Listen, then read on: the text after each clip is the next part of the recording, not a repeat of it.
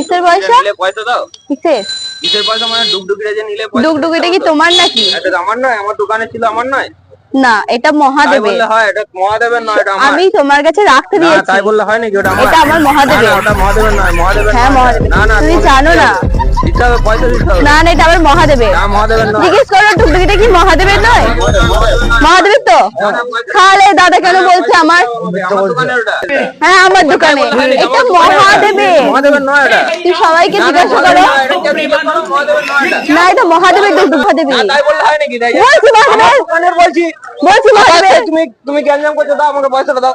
না পয়সা নেই। এটা নিয়েছো পয়সা। চলো না, পয়সা তাই বললে করতে হয় নাকি? তাই না পয়সা পয়সা নেই। দিতেই হবে। না পয়সা নেই। পয়সা নেই, চলো। বলছি মহাদেবের। আমার ওটা আমার। বলছি মহাদেবের। তুই মহাদেব। মহাদেব আমি নয়। No, no, no, no, no. এই পয়সা দাও। নেই বলছি পয়সা।